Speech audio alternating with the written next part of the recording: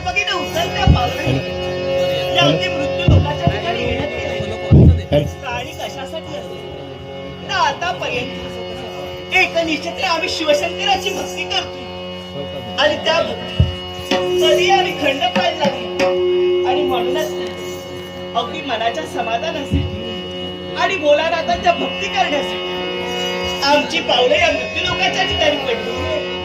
महाप्रदोष महाशिवरात्री अशा दिवशी आम्ही या मृत्यू लोकांच्या ठिकाणी येऊन शिवशंकरांची भोलानाथांची एकनिष्ठतेने भक्ती करतो.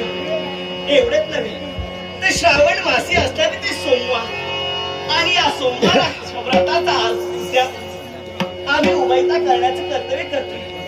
एवढंच नाही तर नाग लोकांचा आम्ही त्याग करून उभयता या ठिकाणी आलो. याच्या मुळाशी कारण एकच, मनाचा विरंगुळा व्हावा, आपला सहवास आम्हाला लाभावा.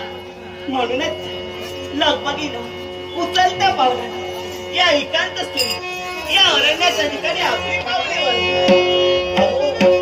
आपल्याला नागमणी जो प्राप्त झालाय ना तो सुद्धा भोलानाथांचा आशीर्वाद म्हणायला काहीच हरकत नाही. आणि म्हणूनच असं वाटतं अहो आपलं हे प्रेम असंच पहरच उंच उंच बहरलेल्या वृक्षांनी अगदी फळा फुलांनी अगदी बहर आले. अगदी मन कसं त्याच्याकडे ओढ घेते.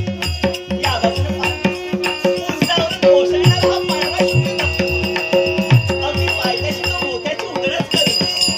अगदी आमच्या संसार सुखाला अगदी प्रफुल्लित करण्याचं कर्तव्य करतो. म्हणूनच आपल्याला एकच सांगावं काय